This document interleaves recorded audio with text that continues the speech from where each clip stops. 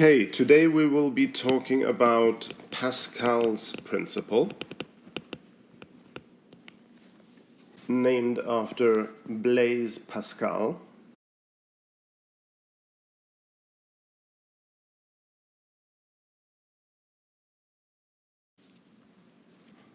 And this is all about pressure, and that makes sense since, remember, the unit of pressure is Pascal.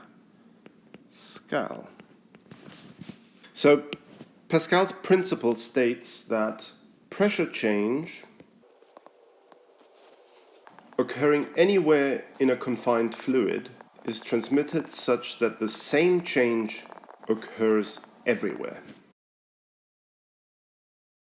And this is best sort of intuitively understood with the example of a hydraulic press. Now, the idea of the hydraulic press is as follows. You have a confined fluid with two openings that can be compressed using two pistons.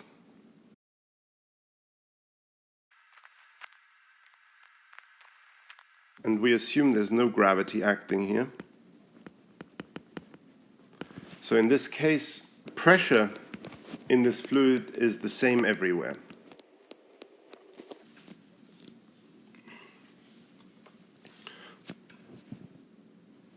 Now we consider the case where the first opening here, A1, is bigger than the second opening here, A2.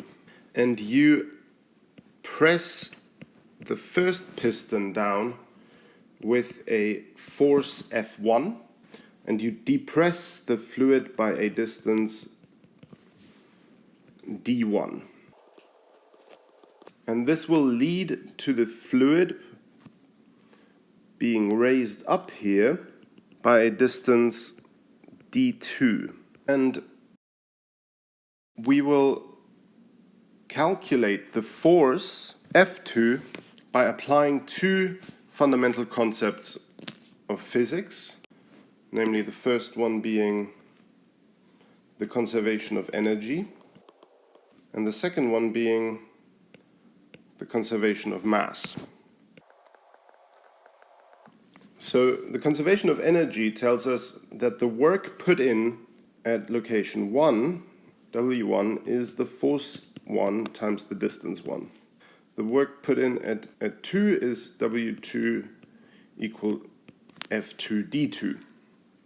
And the conservation of energy principle tells us that work is conserved, so W1 is equal to W2, and therefore F1 D1 is equal to F2 D2.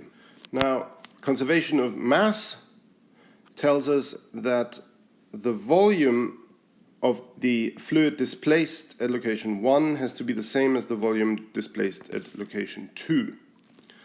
And so that entails that A1 D1 is the same as A2 D2. Yeah, so the volume of the cylinder is just the area, the cross-sectional area, times the distance displaced. Now we also know that the force at 1 is just the pressure at 1 times the area at 1, and the force at location 2 is P2A2. So we can substitute these two expressions in the conservation of energy equation, which gives us P1A1 D1 is equal to P2A2 D2. But now we've learned that A1 D1 and A2 D2 are the same. So when we plug those in here, you quickly realize that the pressure at location 1 is the same as the pressure at location 2. So this is an illustration of Pascal's principle, and it also illustrates how the hydraulic press works. Because imagine that, for example, say the area at 2 is twice as large as the area at 1. So A2 equals 2A1.